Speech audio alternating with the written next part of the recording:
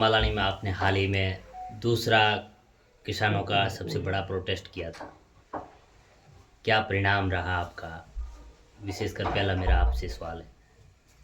देखिए, हम राष्ट्रीय लोकतांत्रिक पार्टी हनुमान बेनीवाल की सेना के सिपाही हैं और हनुमान बेनीवाल जी ने हमेशा हमें यही सिखाया कि जवान किसान को, गरीब को गणेश मानकर उनकी सेवा करनी चाहिए।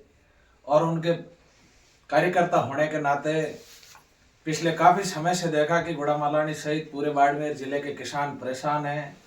सरकार ने किसानों का आदान अनुदान, बीमा क्लेम जो एग्रीकल्चर एश्योरेंस कंपनी है उसने रोक के रखा है।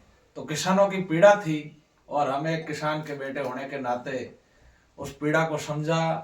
9 दिसंबर को गुड़ामालानी की धरती से हजारों ट्रैक्टरों के साथ, हजारों किसान भाइयों के साथ बाड़मेर जिला कलेक्टर कार्यालय का घेराव किया। हमारे भाई थान सिंह जी, किसान, नौजवान सबके साथ से। तो मात्र 4 किलोमीटर की दूरी पे प्रशासन वार्ता के लिए आया, लेकिन किसानों का रूख था, वो मजबूत था कि हम जिला कलेक्टर के अलावा बात नहीं करेंगे। तो थोड़ी देर आगे बढ़े तो फिर एज ए जिला कलेक्टर, अतिरिक्त जिला कलेक्टर और एडिशनल एसपी भी सड़क पे वार्ता करने के लिए आए। फिर भी हमारी किसान संघर्ष समिति के साथ वो वार्ता विफल रही। उसके बाद किसान लगातार जिला कलेक्टर कार्यालय घेराव की ओर निकल रहे थे। तो बीच रास्ते में 2 बार की वार्ता और हुई, लेकिन वह कैंसिल हो गई। फिर वहां से किसान दौरिमना तक पहुंच गए थे और बहुत बड़ा हुजूम किसानों का लवाजमे के साथ जिला कलेक्टर की ओर निकल पड़ा था। प्रशासन के हाथ पांव फोड़ने लग गए थे। 5 किलोमीटर का लंबा काफिला किसानों का ट्रैक्टरों के साथ गुड़ामालानी से दौरिमना की सड़क पर था। तो सरकार का और सत्ता में बैठे नेताओं का इतना प्रेशर आया अधिकारियों पर, अधिकारियों ने किसी प्रकार हाथ पांव जोड़े और कहा कैसे भी करके इस मामले को आप जिला कलेक्टर तक नहीं पहुंचे, हम आपकी जो भी मांगे हैं सारी मांगे मानने के लिए तैयार हैं। लेकिन कहीं न कहीं हमने उसी दिन फिर वार्ता 11 बजे हुई। तो वार्ता होने के बाद आप सबके सामने कहा था कि अधिकारी है जो नेताओं के दबाव के अंदर है, हमारी जो वार्ता है वो पूरी तो नहीं हुई, लेकिन एक बार प्रशासन पे भरोसा करना चाहिए। तो उसका परिणाम ये रहा कि 1 अरब 40 करोड़ रुपए मात्र 2-3 दिन के अंदर अंदर किसानों के खाते के अंदर डाले गए। फिर भी जो हमारा वादा था उसके अनुसार नहीं चले थे प्रशासन। तो हम बाड़मेर कलेक्टर से मिले, फिर जिला चेंज हो गया। ये जो मंत्री जी ने जिला पुनर्गठन के अंदर बाड़मेर से उठाकर दौरिमना और गुड़ामालानी को बालोतरा जिले के अंदर डाल दिया गया।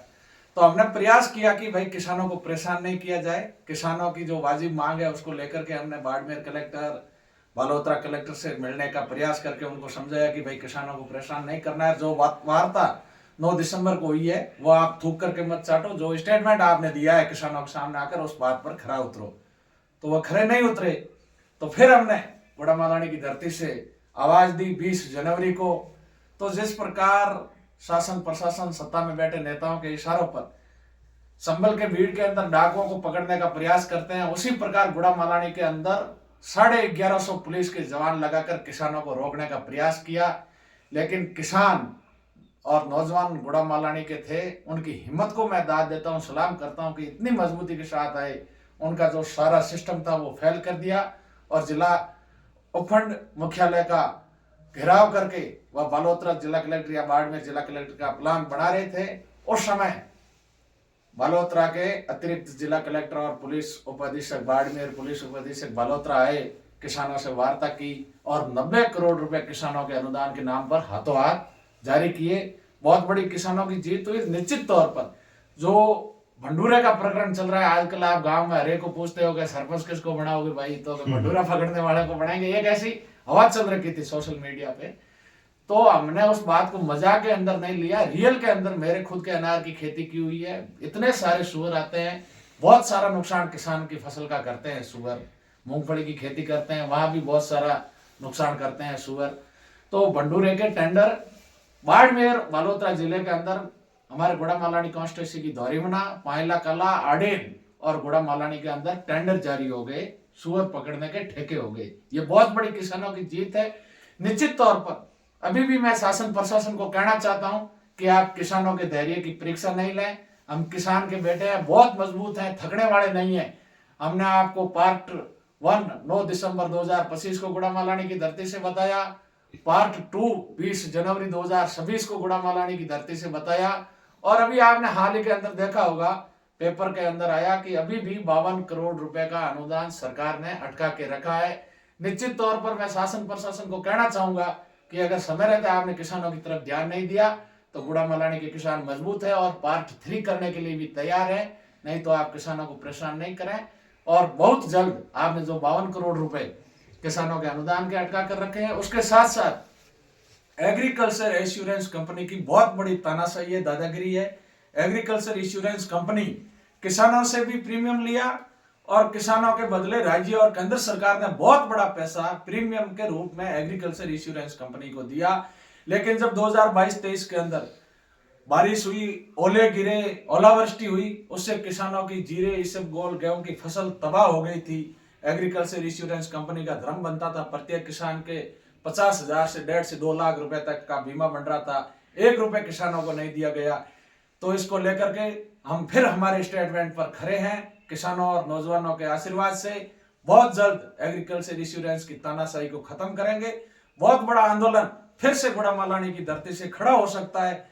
गुड़ामालानी के किसान और नौजवान फिर से पार्ट 3 दिखाने को तैयार है। समय रहते अगर सरकार ने हमारी जिन जिन बातों के पे सहमति हुई उनकी तरफ ध्यान नहीं दिया गया तो इसलिए हम किसानों की प्रतिनिधि के रूप में बहुत जल्द बालोतरा कलेक्टर से मिलेंगे, बाड़मेर कलेक्टर से मिलेंगे। थान सिंह जी, मगाराम जी, भंवरलाल जी जैसे मजबूत योद्धा हमारे साथ हैं, तो हमको किसी बात की कोई चिंता नहीं करने की आवश्यकता नहीं है। नागौर के सांसद हनुमान बेनीवाल ने कहा था अगर आपको पुलिस रोके तो डायरेक्ट एसपी को कहा था नागौर से गुड़ामालानी पहुंचते महज 3 घंटे का रास्ता है, तो सारी सड़कें खुल गई, सारे बैरिकेडिंग हट गए और किसान मजबूती से अपनी बात सुबह सुबह तो सुना था आपको भी रोक दिया गया। बहुत सारे हमको गिरफ्तार करने का प्रयास किया, बहुत सारे हमारे साथियों पे हाईवे जाम करने के, मुकदमे लगाने की बहुत सारी साजिशें रची गई, बहुत सारी प्रशासन की तरफ से धमकियां दी गई। लेकिन मैं कह रहा हूं ना, मैं गुड़ामालानी के किसानों को, नौजवानों के आगे नतमस्तक हूं, उनको दिल से धन्यवाद देना चाहता हूं कि किस मिट्टी के, किस खून के आखिर आप बने हो।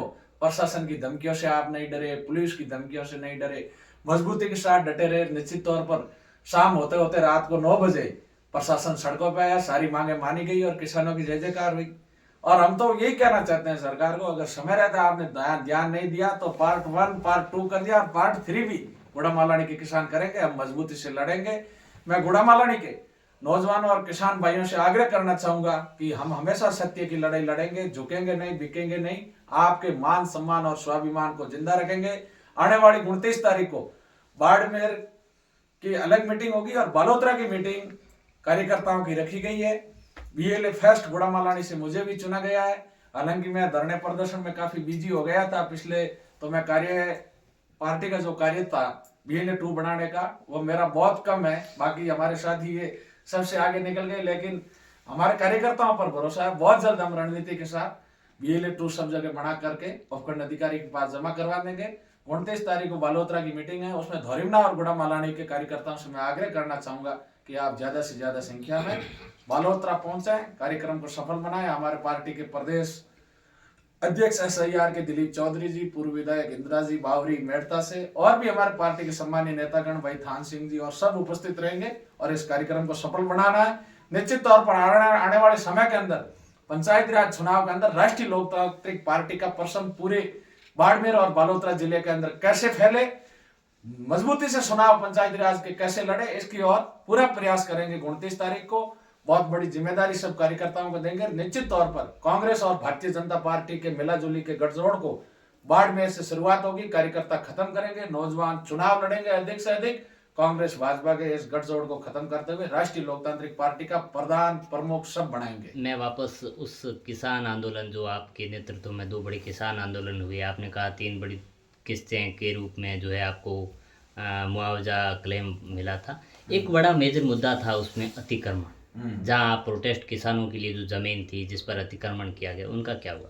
देखिए, SDM ने आज की तारीख दी हुई थी 27 जनवरी तक, जो भी अतिक्रमण है हटा देंगे। कोर्ट के अंदर मामला हमारा चल रहा है, 48 पट्टे खारिज भी हुए हैं।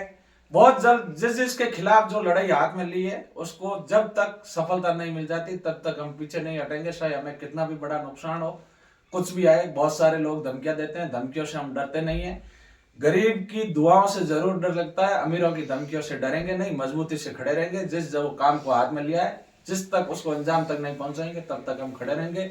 हमें गुड़ामालानी प्रशासन पर भरोसा है, अगर अतिक्रमण की जो बात हुई है लिखित के अंदर उन्होंने दिया है, नहीं करेंगे तो फिर से आंदोलित होंगे। जो किसान की बात है, नौजवान की बात है, मजबूती से उठाएंगे।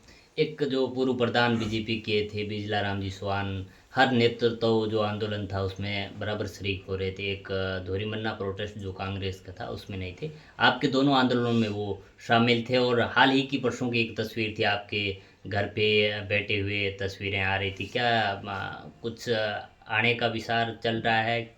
देखिए, गुड़ामालानी के प्रधान भी किसान के बेटे हैं, हम भी किसान के बेटे हैं। पार्टियों से ऊपर उठकर किसान जवान के हक और अधिकार की लड़ाई लड़नी होती है तो सब मिलकर के लड़ रहे थे, बड़ी मजबूती के साथ लड़ रहे थे। राष्ट्रीय लोकतांत्रिक पार्टी नेतृत्व कर रही थी। निश्चित तौर पर गुड़ामालानी के जो भाजपा के प्रधान है, उनका कहीं न कहीं पार्टी के अंदर सम्मान नहीं मिल रहा होगा, आप सबने देखा होगा। और उम्मीद करते हैं, और हम तो प्रधान जी से और बाकी भी हमारे जो भी मजबूत साथी उनसे आग्रह करते हैं कि खूब देखा कांग्रेस और भाजपा का मिलाजुली का खेल। 75 साल इन्होंने खूब देश को लूट लिया, खा लिया।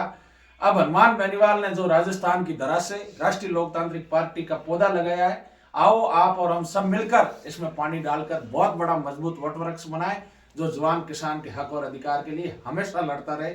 ऐसे इस वटवृक्ष को राष्ट्रीय लोकतांत्रिक पार्टी को मजबूत करना है, यही आप सबसे आग्रह है।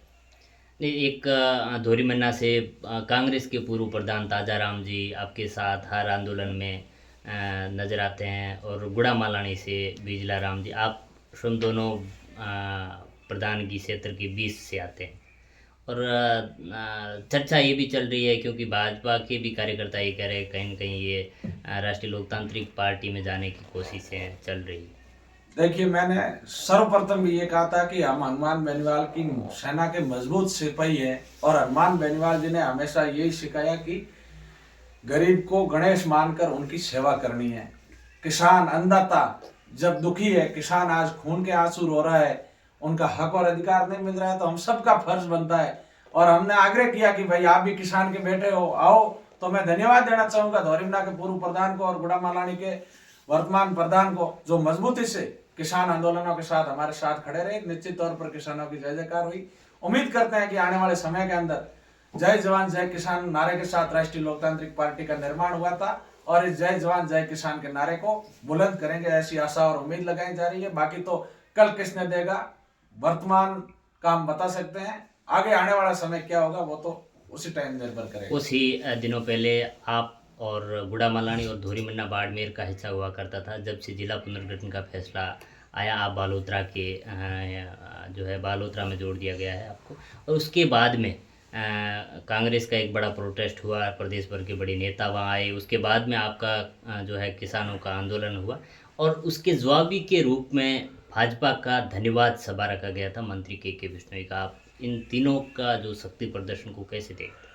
देखिए, मैं कांग्रेस का शक्ति प्रदर्शन उसको नहीं कह सकता, क्योंकि बात हमारे गुड़ामालानी और धौरीमना क्षेत्र को बाड़मेर से हटाकर बालोतरा जिले में शामिल करने का वहाँ के हमारे स्थानीय लोगों का विरोध था।